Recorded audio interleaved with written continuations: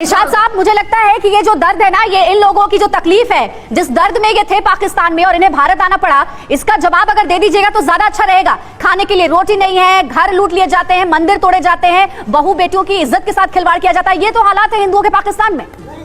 देखिए, मैं आपको एक बात जवाब ले लेते हैं कि जितना जबरदस्त मुल्क मेरा है और जितने इख्तियारात हर कम्युनिटी को पाकिस्तान में शायद ही दुनिया में किसी के हों।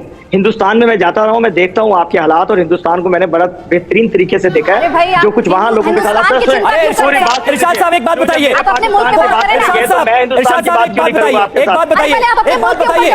मेरा मुल्क बिल्कुल ठीक है, मेरा मुल्क बड़ा पुरअमन है, बड़ा मजेदार मुल्क है मेरा। आकर तो देखिए आप, जब मैं हिंदुस्तान जाता था और जब मैं हिंदुस्तान जाता था मुझे लगता था कि मैं पता नहीं कौन सी दोजख में आ गया हूँ। जब मैं अपने पाकिस्तान आता था मुझे लगता था मैं जन्नत में आ गया हूँ। ठीक है, आपके हिसाब से ऑल इज वेल। एक मिनट इरशाद साहब, एक मिनट आपके पास वापस आते हैं। हमारे साथ उस सीमा के पड़ोसी भी हैं जिसको 2 महीने से ये लोग आसपास अपने देख रहे हैं और उसके क्रियाकलाप को भी देखा। लेकिन आप ये बताइए कि सीमा जैसी हालत में रह रही है, क्या अगर कोई हिंदू यहां से गया होता तो पाकिस्तान में ये स्थिति होती? क्या लोग हाथों पर बैठाते? क्या इस तरह से उसको इज्जत मान सम्मान देते? अब से शायद 6-7 साल पहली घटना है। कोई अहमद अंसारी गए थे, प्यार में गए थे। इन शर्मनाक लोगों ने, इन गंदे लोगों ने उस व्यक्ति को 3 साल जेल में डाल दिया था, सूरज भी नहीं देखने दिया था। इन लोगों के देश में इतना अत्याचार है, मैं कहूँ कि राक्षस फैल है इन लोगों के सामने। और इनकी सीमा हैदर हमारे देश में 2 महीने से हम देख रहे हैं, पूरे हिंदुस्तान ने सर माथे पे बिठाया, उसको किसी ने धर्म कर परिवर्तन नहीं कराया। सवाल बड़ा यही है, करके आई, तुम्हें शर्म आनी चाहिए। डूब मारो किसी देश में। क्या लगता है आपको, हिंदू अगर यहाँ से कोई गया होता या कोई हिंदुस्तानी गया होता तो क्या स्थिति होती?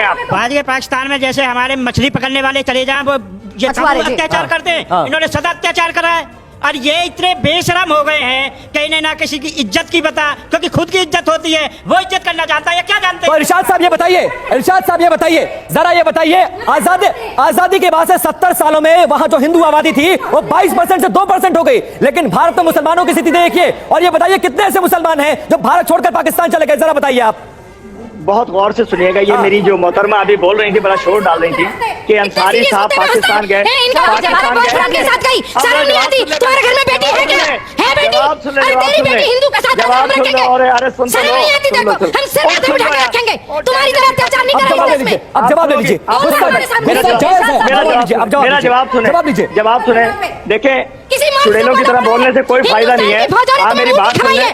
देखिए पहले मेरी बात, जवाब देने दीजिए। इरशाद साहब बोलिए। मुझे ये खातून ये फरमा रही थी कि अंसारी को पाकिस्तान गया और उसको रोशनी नहीं देखने दी।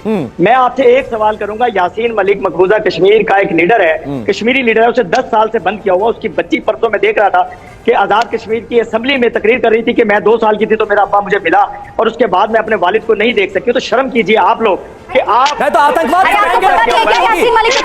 रहेंगे, उसके खिलाफ साजिश करेंगे तो आपके खिलाफ बात उतारी जाएगी। साजिश नहीं करेंगे, मुल्क उनका है, वो मुल्क यासीन मलिक का है, मकबूजा कश्मीर कश्मीरियों का है। आप शर्म करें, झूठ आप बोल रही हैं।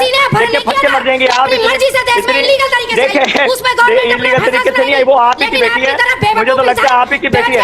बेवकूफ आप लोग हो जिसको कह रहे हो कि वो सरहद पार करके आई है, तो उसको सजा दे दीजिए। कश्मीर को बदनाम कर रहा है। कश्मीर आपका नहीं है, कश्मीरियों का है। कश्मीर कश्मीरियों का है और कश्मीरियों को आजाद कीजिए। जुल्म करते हो आप लोग, और प्रोपेगेंडा हमारा धारा हटी आपने आजादी दी रहे। आपने फोर्सी सटाई है वहां से, और मैडम आपने फोर्सी सटाई है।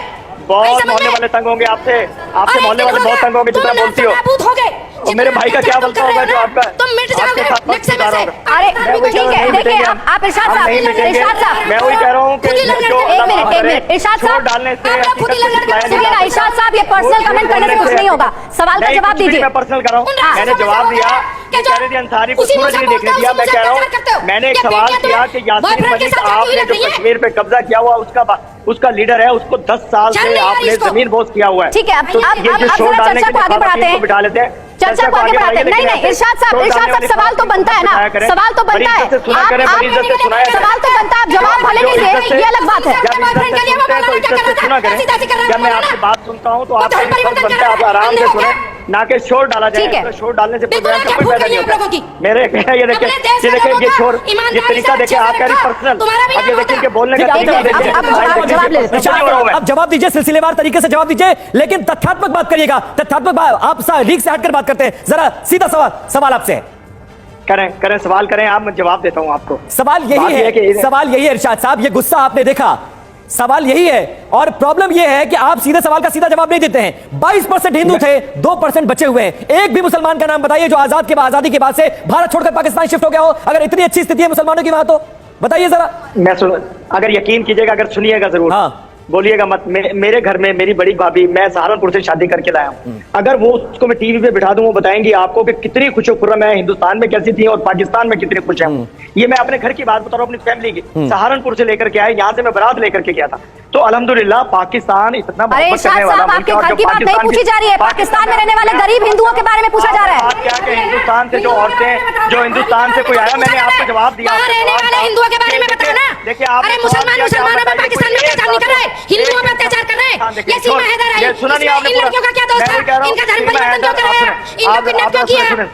देखे शोर रख रहे हैं, आपने बात जब भाभी की नहीं बता, उन लोगों की बता जो वहां रह रहे हैं देश में, उन पर अत्याचार कर रहे हो। की तरह ना बोलो, आपको हंसी बड़ी आती है, बहुत बेशर्म इंसान। जवाब दीजिए। आप एक घटना का जिक्र कर रहे हैं, लेकिन ये बताइए, इन 3 बेटियों का पहले अपहरण किया जाता है, जबरन धर्म परिवर्तन कराया जाता है, फिर जबरन उन्हीं से शादी जिन्होंने अपहरण का, जिस पर आरोप है, शर्म नहीं आती। अब जवाब ले लेते हैं, आप जवाब लीजिए। मैं ये कह रहा हूँ कि देखें, अगर खुदा न खास्ता कोई मेरा पाकिस्तानी सरहद क्रॉस करके आपके हिंदुस्तान जाता, उसको मार दिया जाता। मैं बार बार आपके चैनल पे कह रहा हूं। अच्छा, तो सीमा शायद इन्हीं की बेटी है, ये इन्हीं की बेटी है जो चीखें मार रही है। मुझे लगता है ये इनका और उसका डीएनए कीजिए, क्योंकि शोर जो बहुत जो लगा है, जो तकलीफ होती है ना, अपने को किसी को तकलीफ होती है, तो मुझे तकलीफ क्यों नहीं है। मैं तो कह रहा हूँ मार दीजिए उसको, अगर वो। अरे इरशाद साहब, कैसी बातें करते हैं आप, अभी भी मानने से आप इनकार करें कि सीमा पाकिस्तान से आई है। हिंदुस्तान है, ये पाकिस्तान नहीं है भाई, आपके जैसे नहीं है हम लोग। शरिया का कानून नहीं चलता है यहाँ। जबरदस्त है तो यासीन मलिक को छोड़िए, तुम्हारी तरह का कोई नीच नहीं है हिंदुस्तान में जो मार देगा, अगर उसका अपराध साबित होता है कानूनी दंड मिलेगा, चाहे वो डिकोड हो या जो हो, वो सरकार का फैसला।